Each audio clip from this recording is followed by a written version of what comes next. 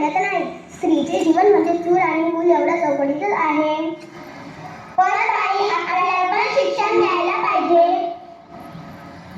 शिक्षण हे समाज परिवर्तनाचे माध्यम आहे. काही विशिष्ट लोकांच्या शिक्षणाने समाज बदलणार नाही. त्यासाठी सर्व दीनदलितांना, गोरगरिबांना, स्त्रियांना, मुलींना शिक्षण मिळालेच पाहिजे. तेव्हाच खऱ्या अर्थाने समाज बदलेल, क्रांती घडेल.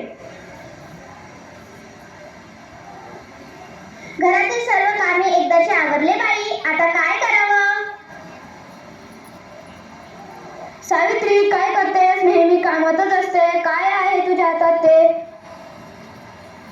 पुस्तक आहे वाटतं. तुला लिहायला वाचायला आवडतं वाटतं. हो हो, मला खरंच लिहिता वाचता यावं अशी माझी इच्छा आहे. थांब, मी तुला आता लिहायला वाचायला शिकवतो. हे बघ, हे सर ते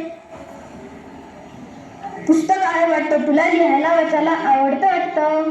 हो हो, मला खरंच लिहिता वाचता यावं अशी माझी इच्छा आहे. थांब, मी तुला आता लिहायला वाचायला शिकवतो. हे बघ, हे सर्व मुळाक्षरे गिरवून काढ बघू. अ अननसाचा, अ अननसाचा, आ आईचा, आ आईचा, इ इमारतीची, ई इमारतीची, इ इडलिंबूची, ई इडलिंबूची, उखळाचा, उखळाचा, उसाचा. ऊसाचा. हे बघा, मी सर्व मुळाक्षरे गिरवले, ते मला पाठही झाली. छान छान. आता तुला वाचन सराव करायला हवा. हो हो, आता मी वाचन सराव करेल. स्वतंत्रता के बाद भारतीय नारी की स्थिति में क्रांतिकारी बदलाव आया। आज की नारी राजनीतिक, सामाजिक, आर्थिक सभी क्षेत्रों में आगे बढ़ रही है। पर इन सब की शुरुआत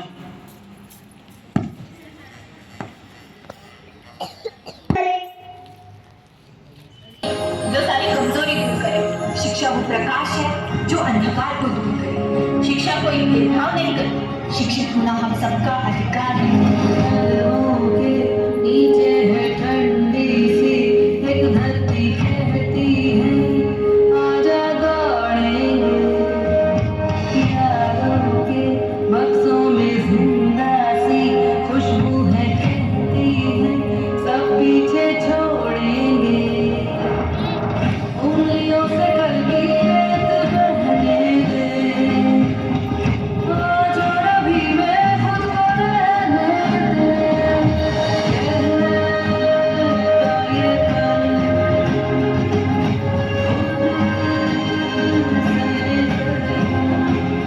जीते हैं चल, जीते हैं चल, जीते हैं चल।